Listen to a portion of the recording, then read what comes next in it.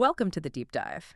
Today, we're taking a closer look at a device called the Fungabeam. You've probably seen ads for things like this. Exactly. It's marketed as this super easy fix for nail fungus. You just shine a light on it every day. No more messy creams, no oral medications. It's a very compelling promise. So our mission today is to really dig into that. Look at the claims, the transparency, and, the actual science behind it. But first, we have to say it. Yes. This is educational commentary. It is absolutely not medical advice. If you have a health concern, please go see a qualified healthcare provider. Okay, so let's get into the appeal here. The idea is simple. You shine this little device, it weakens the fungus, and a healthy nail grows in. It perfectly targets anyone who's, frustrated with long treatments. And those frustrations are very real. But what happens when you start looking into the companies selling it at fungabeam.net? I have a feeling I know where this is going. Well, the first thing we did was run a trust analysis. And right away, some flags went up. The site got a low to medium trust rating from Scam Advisor. Low to medium. What does that actually mean? What are the specific issues? A few things. First, the domain is pretty new.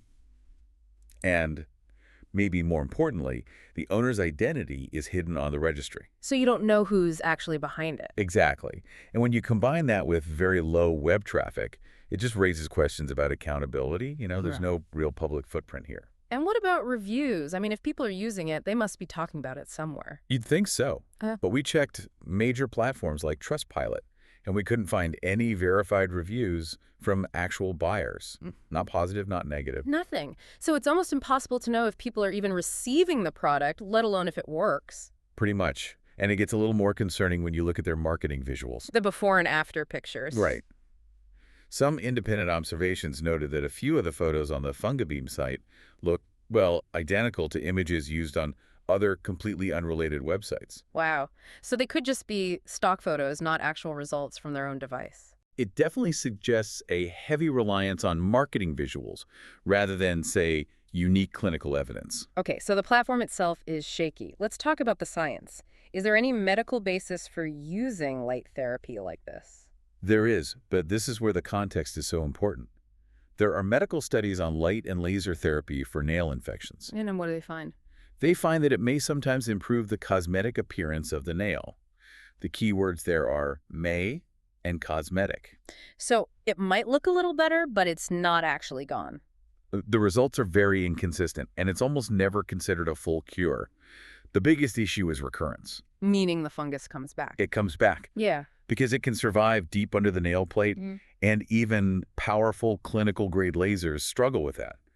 The fungus is just really, really hard to eliminate completely. So the idea that a small, at-home consumer device can do what professional lasers struggle with, that's a pretty big claim. It's a huge leap. The marketing claims of deep penetration and complete fungus removal just don't really align with the established medical literature on how difficult these infections are to treat. So to sum it up, there's a big gap here.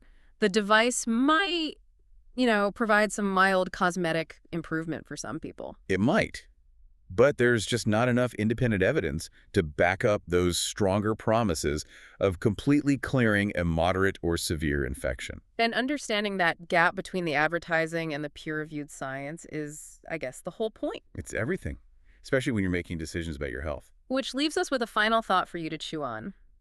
When you see a new health gadget promising a quick fix, how much weight should you really give to that promise versus what the documented clinical results actually show? The takeaway is really to manage your expectations. A flashy website is one thing, but for a real health issue, you should probably be talking to your doctor.